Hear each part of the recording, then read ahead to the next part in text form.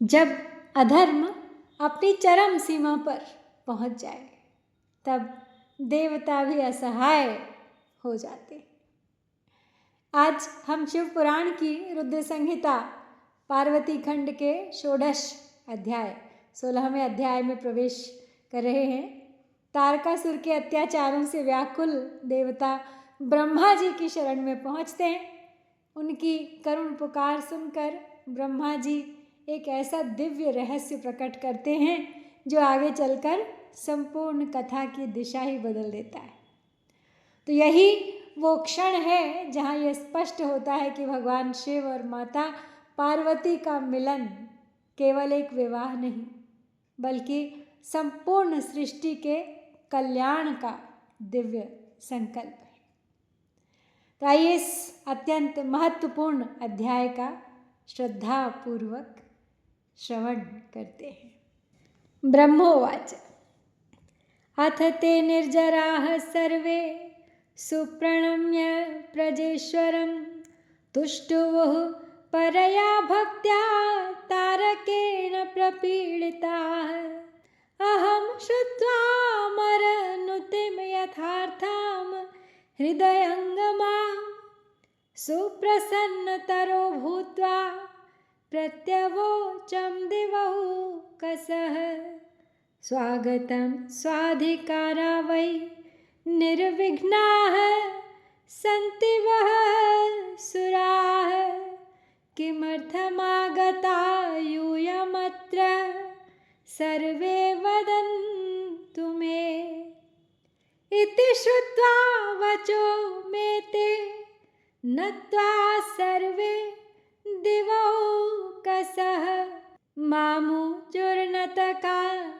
दीनास्तारकेण प्रपीडिताः।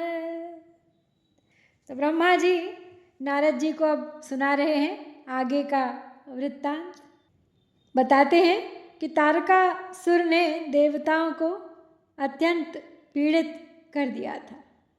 उस दुरात्मा असुर ने देवताओं, पितरों तथा अन्य सबका भी जो कुछ भी द्रव्य था वो सब हरण कर लिया था और तीनों लोकों को अपने अधीन करके वो स्वयं इंद्र बन बैठा था।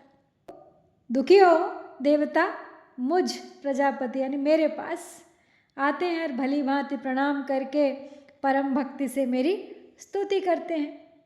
देवताओं की यथार्थ एवं हृदयग्राही सरस स्तुति सुनकर अत्यंत प्रसन्न होकर मैंने उन देवताओं से कहा, हे देवताओं, आप लोगों का स्वागत है। आप लोगों के अधिकार निर्विघ्न तो हैं। आप सब यहाँ किस निमित्त आए हैं मुझसे कहिए। तो मेरी ये बात सुनकर तारकासुर से पीड़ित वो सभी देवता मुझे प्रणाम करके विनयी हो दीनतापूर्वक कहने लगे। देवा ऊचु लोकेश तारको दैत्यो वरेण तव दर्पितः निरस्यास्मान् हठात् स्थानान्यग्रहीणो बलात् स्वयं भवतः किं न ज्ञातं दुःखं यन्न उपस्थितं तद्दुःखं नाशय क्षिप्रं वयं ते शरणं गताः अहर्निशं बाधते अस्मान् यत्र तत्र स्थितान् स वै पलायमानाः पश्यामो यत्र तत्रापि तारकम् तारकान्नश्च यद्दुःखं सम्भूतं सकलेश्वर तेन सर्वे वयं तात पीडिता विकलाति अग्निर्यमो अथ वरुणो निरृतिर्वायुरेव च अन्ये दिक्पतयश्चापि सर्वे तद्वशगामिनः सर्वे मनुष्यधर्माणः सर्वैः परिकरैर्युताः सेवन्ते तं महादैत्यं न स्वतन्त्राः कदाचन एवं तेनार्दिता देवा वशगामिनो सर्वदा तदिच्छाकारनिरताः सर्वे तस्यानुजीविनः यावत्यो वनिताः सर्वा ये चाप्यप्सरसाङ्गणाः सर्वांस्तान् गृही दैत्यस्तारकोऽसौ महाबली।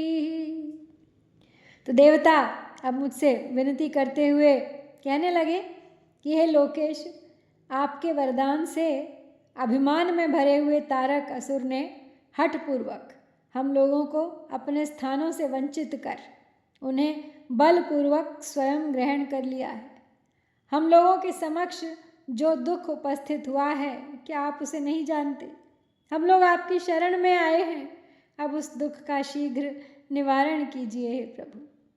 हम लोग जहाँ कहीं भी जाते हैं वो असुर रात दिन हम लोगों को पीड़ित करता है। हम जहाँ भी भाग कर जाते हैं बस वहाँ तारक को ही देखते हैं। हे सर्वेश्वर, हम लोगों के समक्ष तारकासुर से जैसा भय उपस्थित हो गया है, अब वो दुख सहा नहीं जा रहा है। हम लोग उसी पीड़ा से अत्यंत व्याकुल हैं। अग्नि, यम, वरुण, निरृति, वायु एवं अन्य समस्त दिक्पाल उसके वश में हो गए हैं। सभी देवता अपने समस्त परिकरों सहित मनुष्य धर्मा हो गए हैं और उसकी सेवा करते हैं। वे किसी प्रकार भी स्वतंत्र नहीं हैं। इस प्रकार उससे पीड़ित होकर सभी देवता उसके वश में हो गए हैं और उसकी इच्छा के अनुसार ही कार्य करते हैं और उसके अनुजीवी हो गए हैं। उस महाबली तारक ने जितनी भी सुंदर स्त्रियां हैं तथा अप्सराएं हैं, उन सब को भी ग्रहण कर लिया है, अपने अधिकार में कर लिया है।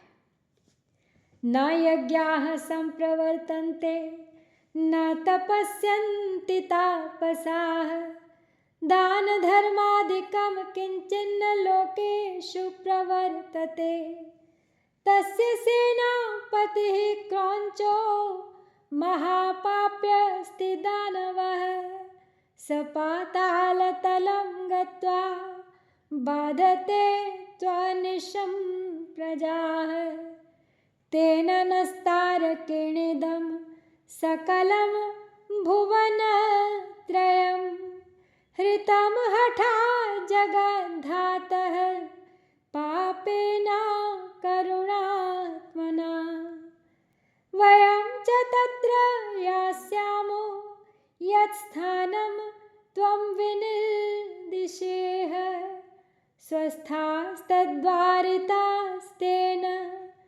लोकनाथ सुरारिणा त्वं नो गतिश्च शास्ता च धाता त्राता त्वमेव हि वयं सर्वे तारकाख्यवहनौ दग्धाः सुविफलाः तेन क्रूरा उपाया नः सर्वे हतबलाः कृताः विकारे सान्निपाते वा वीर्यवन्त्यौषधानि च यत्रास्माकं जयाशाहि हरिचक्रे सुदर्शने तत्कुण्ठितम् अभूत् तस्य कण्ठे पुष्पमिवार्पितम्। आगे बताते हुए कहते हैं देवता लोग कि अब यज्ञ याग संपन्न नहीं होते, तपस्वी लोग तपस्या भी नहीं कर पाते, लोकों में दान धर्म आदि कुछ भी नहीं हो रहा है। उसका सेनापति दानव क्रौंच अत्यंत पापी है। वो पाताल लोक में जाकर प्रजाओं को निरंतर पीड़ित करता है। तो हे जगतधाता, उस निष्करुण तथा पापी तारक ने हमारे संपूर्ण त्रिलोक को बलपूर्वक अपने वश में कर लिया है। अब आप ही जो स्थान बताएं वहाँ हम लोग जाएं। हे लोकनाथ, उस देव शत्रु ने हम लोगों को अपने अपने स्थानों से हटा दिया है। अब आप ही हम लोगों के शरणदाता हैं। आप ही हमारे शासक, रक्षक, पोषक सब आप हैं।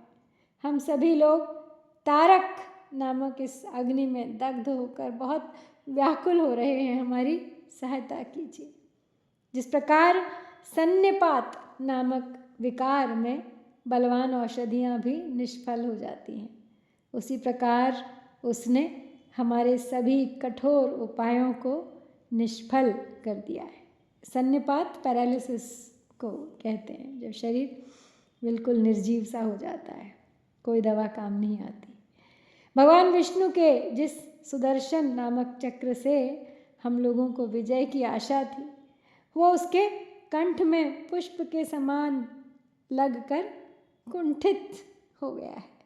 ब्रह्मोवाच इत्येतद्वचनं श्रुत्वा निर्जराणामहं मुने प्रत्यवोचामसुरान् सर्वांस्तत्कालसदृशं वचः। ममैव वचसा दैत्यस्तारकाख्यः समेधितः न मत्तस्तस्य हननं युज्यते हि दिवौकसः। ततो नैव वधो योग्यो यतो वृद्धिमुपागतः विषवृक्षोऽपि संवर्ध्य स्वयं छेतुं साम्प्रतं। युष्माकं चाखिलं कार्यं कर्तुं योग्यो हि शङ्करः, किन्तु स्वयं न शक्तो हि प्रतिकर्तुं प्रचोदितः। तारकाख्यस्तु पापेन स्वयमेष्यति संक्षयं, यथा यूयं संविदध्वमुपदेशकरस्त्वहम्। न मया तारको वध्यो हरिणापि हरेण च, नान्येनापि सुरैर्वापि मध्वरात् सत्यमुच्यते। शिववीर्य समुत्पन्नो यदि स्यात्तनयः सुराः, स एव तारकाख्यस्य हन्ता दैत्यस्य नापरः। यमुपायमहं वच्मितं कुरुध्वं सुरोत्तमाः, महादेवप्रसादेन सिद्धिमेष्यति स ध्रुवम्। सती दाक्षायणी पूर्वं त्यक्तदेहा तु या भवत्, सोत्पन्ना मेनका गर्भात् सा कथा विदिता हि वह। तो ब्रह्मा जी बोले कि हे मुने, नारद जी से, कि देवताओं के इस वचन को सुन के मैं सभी देवताओं से समयोचित बात कहने लगा। मैंने कहा कि हे देवगणों, मेरे वरदान के कारण ही वो तारक नामक दैत्य बलवान हुआ है, अतः मेरे द्वारा उसका वध उचित नहीं है। जिसके द्वारा वह वृद्धि को प्राप्त हुआ है, उसी से उसका वध कैसे कराया जा सकता है। विष वृक्ष को भी बढ़ाकर उसे स्वयं काटना अनुचित है। शिवजी ही आप लोगों का सारा कार्य कर सकने योग्य हैं, किंतु वे स्वयं कुछ नहीं करेंगे। प्रेरणा करने पर वे इसका प्रतिकार करने में समर्थ हैं। तारकासुर स्वयं अपने पाप से नष्ट होगा। मैं जैसा उपदेश करता हूँ, आप लोग बस वैसा ही करते जाइए। मेरे वर के प्रभाव से न मैं, न विष्णु, न शंकर, न दूसरा कोई और न सभी देवता ही मिलकर तारक का वध कर सकते हैं। ये मैं सत्य कह रहा हूँ।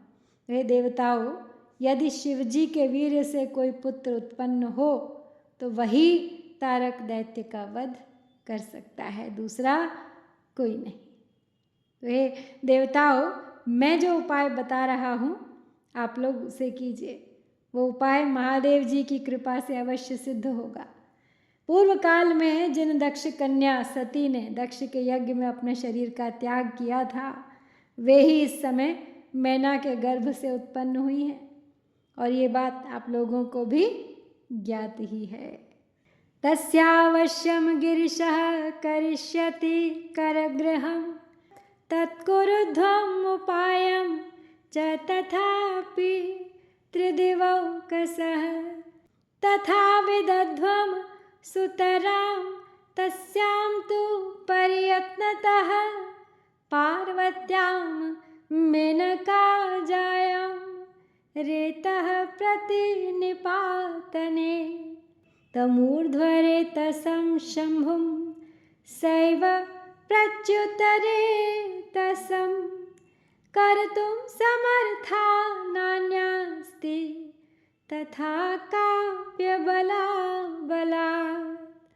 सा सुता गिरिराजस्य साम्प्रतं प्रौढयौवना तपस्यन्तमहिमगिरौ नित्यं संसेवते हरम् वाक्यामिद्धमवतः काली स्वपितुर्हठतः शिवा सखीभ्यां सेवते सार्धं ध्यानस्थं परमेश्वरं तामग्रतो अर्चमानं वै त्रैलोक्ये वरवर्णिनीं ध्यानासक्तो महेशो हि मनसापि न हीयते भार्यां समीहेत यथा सकालीं चन्द्रशेखरः तथा विदध्वं त्रिदशानचिरादेव यत्नतः स्थानं गत्वाथ दैत्यस्य तमहं तारकं ततः निवारयिष्ये कुहठात् स्वस्थानं गच्छतामराः इत्युक्त्वाहं सुरान् शीघ्रं तारकाख्यासुरस्य वै उपसंगम्य सुप्रीत्या समाभाष्येदमब्रवम्। तो अब आगे कहते हैं ब्रह्मा जी कि हे देवगणों, महादेव जी अवश्य ही उनका पानी ग्रहण करेंगे, लेकिन इसके लिए पहले उपाय करना होगा। आप लोग यत्नपूर्वक कुछ ऐसा उपाय कीजिए कि मैना की पुत्री पार्वती में शिव जी के वीर का आधान हो। ऊर्ध्वरेता शंकर को च्युतवीर्य करने में वे ही समर्थ हैं, कोई अन्य स्त्री समर्थ नहीं है। पूर्ण यौवन वाली वे गिरिराज पुत्री इस समय हिमालय पर तपस्या करते हुए शंकर की नित्य सेवा किया करती हैं।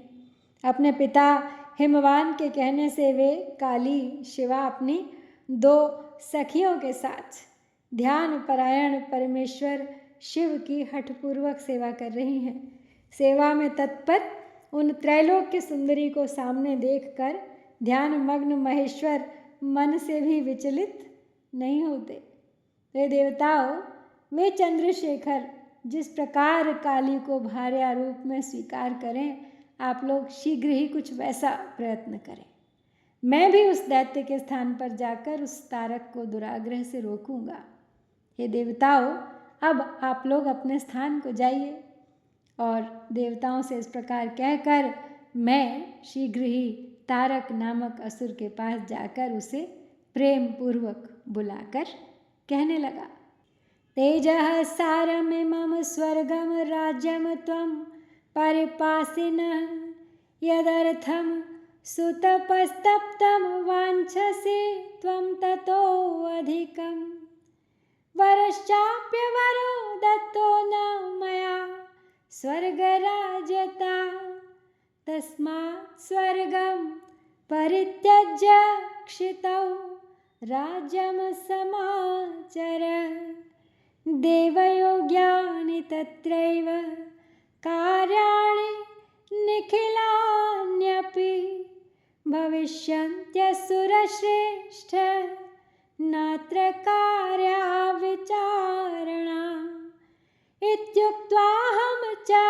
सम्बोध्यासुरं तं सकलेश्वरः स्मृत्वा शिवां च सशिवं तत्रान्तर्धानमागतः तारकोऽपि परित्यज्य स्वर्गं क्षितिमथाभ्यगात् शोणिताख्यपुरे स्थित्वा सर्वराज्यं चकार सः। देवाः सर्वे अपि तच्छ्रुत्वा मद्वाक्यं सुप्रणम्य मां शक्रस्थानं ययुः प्रीत्या शक्रेण सुसमाहिताः। तत्र गत्वा मिलित्वा च विचार्य च परस्परं ते सर्वे मरुतः प्रीत्या मघवन्तं वचो अब्रुवन्। देवा ऊचु शम्भोर्यथा शिवायां वै रुचिर्जायेत कामतः मघवंस्ते प्रकर्तव्यं ब्रह्मोक्तं सर्वमेव तः। ब्रह्मोवाच इत्येवं सर्ववृत्तान्तं विनिवेद्य सुरेश्वरं जग्मुस्ते सर्वतो देवाः स्वं स्वं स्थानं मुदान्विताः। तो ब्रह्मा जी बोले, हे तारक, तुम तेजों के सार स्वरूप इस स्वर्ग का राज्य कर रहे हो, जिसके लिए तुमने उत्तम तपस्या की थी, उससे भी अधिक की इच्छा रखते हो। मैंने तुम्हें इससे छोटा ही वर दिया था, मैंने तुम्हें स्वर्ग का राज्य नहीं दिया था, इसलिए तुम स्वर्ग का राज्य छोड़कर पृथ्वी पर राज्य करो। हे असुर श्रेष्ठ, इसमें तुम किसी प्रकार विचार मत करो, वहाँ भी बहुत से देवताओं के योग्य कार्य हैं। तो सभी का ईश्वर मैं यानी ब्रह्मा अब इस प्रकार उस असुर से कहकर और उसे समझाकर शिवा सहित शिव का ध्यान करके बस में वहीं अंतर्ध्यान हो गया। उसके बाद तारक भी स्वर्ग को छोड़कर पृथ्वी पर आ गया और वो शोणित नामक नगर में रह के राज्य करने लगा। सभी देवगण भी मेरा वचन सुनकर मुझे सादर प्रणाम करके समाहित चित्त हो इंद्र के साथ इंद्रपुरी को चले गए। वहाँ जाकर मिल करके आपस में विचार करके उन सब देवताओं ने इंद्र से प्रेम पूर्वक कहा। देवता बोले, हे इंद्र, जिस प्रकार भगवान शंकर सकाम होकर शिवा की अभिलाषा करें, ब्रह्मा जी के द्वारा बताया हुआ वो सारा प्रयत्न आपको करना चाहिए। तो ब्रह्मा जी बोले, इस प्रकार इंद्र से संपूर्ण वृत्तांत निवेदित करके वे देवता प्रसन्नता पूर्वक सब और अपने अपने स्थान को चले गए। तो जब संकट असहनीय हो जाता है तब ईश्वर समाधान का मार्ग भी स्वयं प्रकट कर देते हैं। तब देखना यह है कि क्या देवताओं की आशा पूरी होगी, क्या शिव पार्वती का दिव्य मिलन सृष्टि के उद्धार का कारण बनेगा। इसी रोमांचक प्रसंग के साथ अगले अध्याय में फिर मिलेंगे। यहाँ पे हम श्री शिव महापुराण के अंतर्गत द्वितीय रुद्र संहिता के तृतीय पार्वती खंड में देव सांत्वन वर्णन नामक 16वां अध्याय पूर्ण करते हैं। हर हर महादेव। ओम श्री सांब शिवाय नमः। जय भारत।